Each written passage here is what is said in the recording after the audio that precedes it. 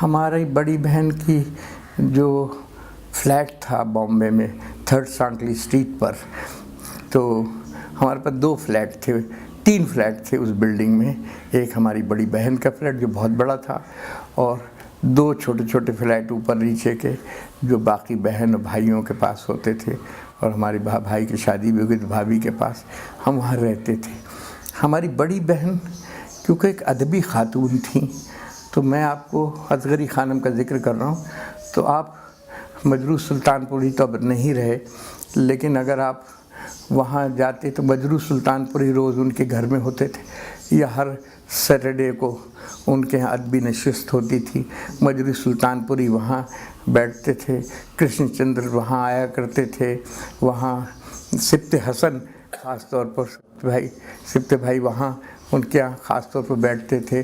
जोश साहब वहाँ आया करते थे, और खूब बहस मुबाहसे इन लोगों के दर।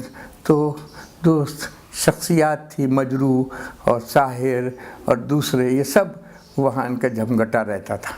उसी की वजह से, क्योंकि मेरी भांजी बहुत बातूनी थी सब जगह, तो फिल्म के लोग भी आते थे, तो कभी न कभी ये शायर सारे मेरी बहन ले गई, इन्होंने साहिर को इंट्रोड्यूस किया फिल्म लाइन के अंदर, कहा तुम बहुत अच्छी वो लिखते हो सब जना नज़में, और तुम फिल्म में बहुत कामयाब रहोगे। और फिर मजरू सुल्तानपुरी जो बहुत गरीब बेचारे शख्स थे, वो एक बहुत बड़े शायर फिल्म लाइन के बन गए। साहिर वगैरह सब वहाँ अपनी शाम को नशिस्त, उर्दू की नशिस्त होती। उर्दू की नशिस्त ज़्यादा कम होती थी, बल्कि अंग्रेज़ के ख़िलाफ़ गुफ्तगू ज़्यादा होती थी, अंग्रेज़ के ख़िलाफ़। और वहीं पर एक दफ़ा मैंने और मेरी भांजी ने एक गमला, वहाँ पर कोई मल्लाहों की बगावत हुई थी, बहुत छोटा था मैं, 46 में मल्लाहों की बगावत हुई थी। तो पूरे बॉम्बे में ब्रिटिश आर्मी के सोल्जर गली गली में खड़े हुए थे। तो हम तो हर रोज़ सुनते थे कि हिंदुस्तान की आज़ादी चाहिए, हमें सुराज चाहिए, सुराज का लफ्ज़ इस्तेमाल होता था, हमें सुराज चाहिए। तो जब मल्लाहों की बगावत हुई तो गली गली में मिठाई बट रही थी, हमें पता है, हमने भी एक लड्डू खाया था, वो हमें अभी तक याद है कि अब बगावत हो गई, मल्लाह निकल आए हैं और अब हम आज़ाद हो जाएंगे। तो मल्लाहों की बगावत का लड्डू मैंने भी खाया है, और सिर्फ लड्डू ही नहीं खाया था, बल्कि अपने भांजी के साथ मिल के उनके ट्रक पर फौजियों के ऊपर से गमला फेंक दिया था। पौधों के छोटे छोटे गमले होते थे ना, वो फेंक दिया था। तो सारी ब्रिटिश सोल्जर जो टॉमी वॉमी कहलाते थे, और दर दर दर दर हमारे फ्लैट में और दरवाज़ों में ठोक बजाना शुरू। हमारी बहन ने कहा क्या हुआ है? हमने कहा हमने गमला फेंक दिया था। आप बताए ना, ये बुरे लोग होते हैं, फलां होते हैं। उन्होंने कहा अच्छा बस चुप हो जाओ, मैं इनसे बात करते हैं।